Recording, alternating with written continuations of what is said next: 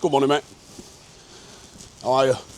Wednesday, middle of the week. Hopefully, you've been racking up some wins. You've been getting some shit done. Had a busy old day yesterday. Hit nearly 18 in a strain. The walk in the morning was a spicy one. And then, as usual, the class at Urban Reform kicked my arse.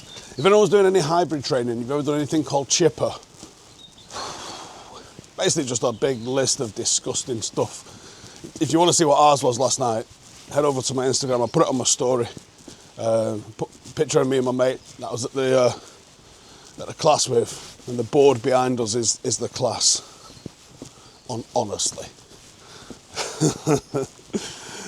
And what he doesn't say in between it is 4 minutes on an erg. We was on a bike erg, and I'm debating getting a bike erg. A Concept 2 bike erg. Concept 2 have just smashed it, haven't they? The ski erg, the bike, the rower.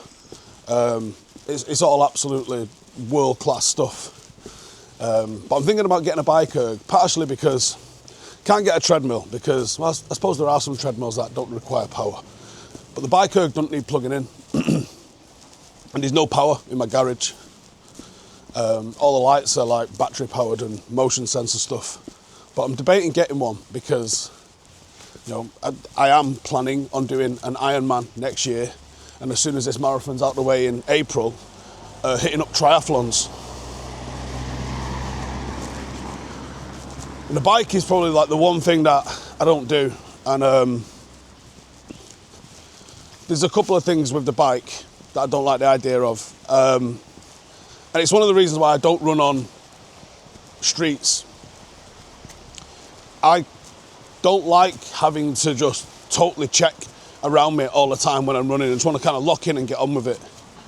And it's the same with a bike. I feel like it's a matter of time if you're riding a bike on a road before you get cleaned out. And to practice for an Ironman, you need hours and hours and hours and hundreds of miles to be on the bike. So I'm thinking, I'll just get one of those bike erg fellas and just get in my garage, stick a film on, and just do a couple of hours in there at a time, and then walk back over to the house. That feels like so much more of a move than going out for 3-4 hours and, you know, and risking getting clipped by a car, risking getting, you know, a bit of ice. You know, you're going to be riding it in the dark. You've got a wet grid that you slip on, go sideways, end up underneath a 18-wheeler. I don't know, might be being paranoid there, but I just feel like it's not the one, is it? I can get the mileage done indoors. I think, of course, you do have to ride a bike on it outdoors, but I can get the legs used to the work indoors. You know what I mean? Anyway, it's not what you're here for today, is it? But, you know, it's been something I've been thinking about, so I think I'm going to do it. Joshua Zirkzee. So reports came out last night. Joshua Zirkzee is looking for an exit in January. Ronaldo mentioned this yesterday, what's going to happen with him on XG Files. And I was like, don't know, because we've got so many players in that number 10 position. Amorim clearly doesn't think he's up to playing as the number 9, which I am confused at. He's not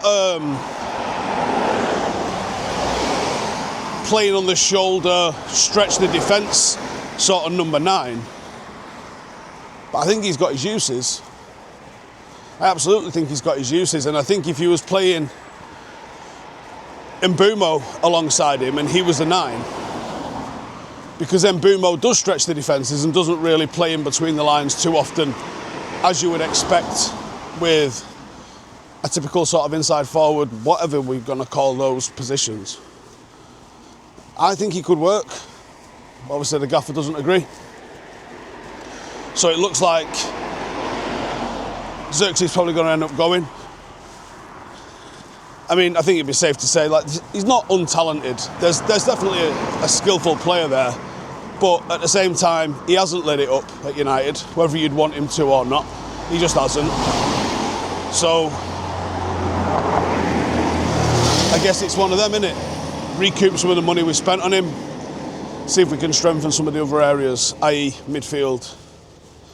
The other bit of transfer news was Harry Maguire wants to stay at United beyond his current contract, and if he wants to do that, he's going to have to take a massive pay cut. And the report seems to indicate, it wasn't the greatest of sources, but the report seems to indicate that he'd probably be willing to do that. In which case, fair play. I think Harry's a relatively limited player in terms of what you want to do when you're defending the halfway line, but I have to say his attitude to everything that's happened, from losing the captaincy to some of the criticism that he's got, don't think you can fault his attitude, to be honest. He's just kind of got on with things. So, fair one. He's definitely had the opportunities to leave. But if he wants to stick around and play, you know, second fiddle to the first choice players, that's fine. I mean, Lisandro Martinez should be back this month. I feel like it'll be the end of this month when he gets back. But I have no idea what sort of condition Lisandro Martinez is going to be in. He's been out for a long time. He's been injured for a long time whilst he's been at the club. You don't get faster being out injured. You don't get better being out injured. You need minutes, you need reps, you need exposure to challenges, and you have to figure out what you're going to be doing in and amongst those challenges. So I think we have no idea what level of player Lisandro Martinez is going to be at until he gets himself match fit, which won't be quick, and when he can show himself in the team. Now, the best version of Lisandro Martinez that we saw, that aggressive, ball-playing, win everything at all costs sort of wide defender, one that can split defences, well, attacking defensive lines, move the ball up the pitch, play it into midfield. I think that guy is an enormous asset. I think that guy is a first choice centre half that can play alongside De Ligt and Lenny Yoro, and if he is fit and stays fit, which is an enormous if, I think you can lock off those positions and say, okay, where's the biggest drama now? Probably central midfield. Although if United are being linked with Semenyo, that doesn't really make a hell of a lot of sense, I'm going to be honest with you, when you've got such a gaping hole in midfield. Now, Indy Kayla, who seems to have got something right in the summer and has just decided to go turbo on that since that he got one thing right, has said that Bruno Fernandes will be sold to Saudi Arabia for 100 million next summer. But I don't know if that works. I don't know if that is the case. I don't know if that offer was a one-time play in summer just gone. I don't know if it is as feasible as he can just go this summer after not going next. His contract has got a year less on it. He is a year older.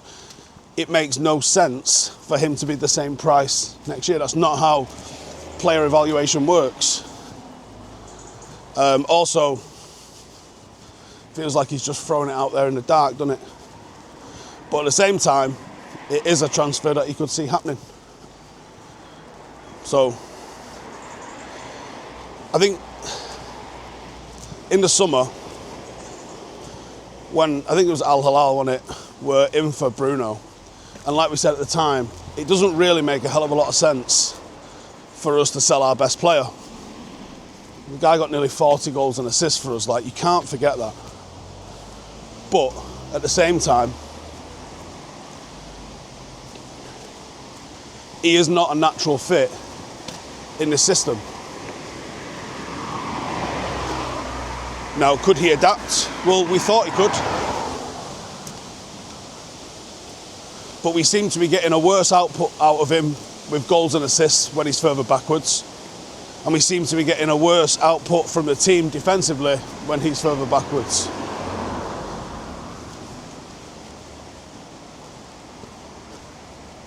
But I still don't think,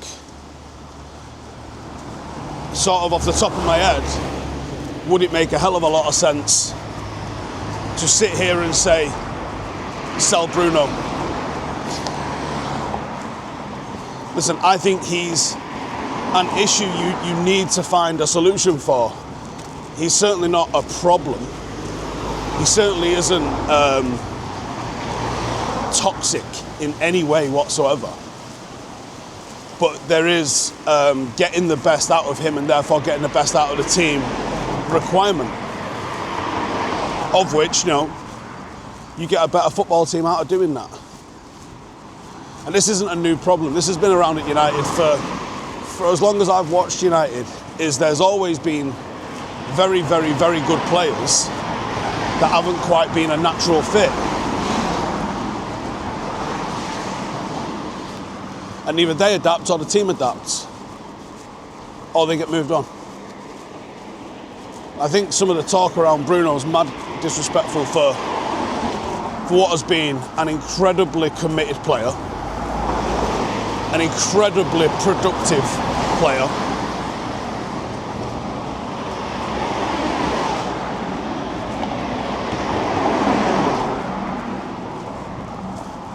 And I think because that has been an incredibly disrespected player. Probably the one absolute cast iron guaranteed successful transfer we've had in the last 10 years. Would you agree?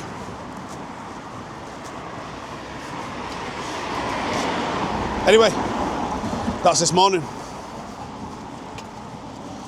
I was meant to be taking the defender in today for having a walk and talk with the fellas that was getting it done. But they haven't confirmed my booking. And I don't want to drive all the way to Leicester for them to be like, I ain't got time to see you. So it's a little bit of a conundrum on what to do now.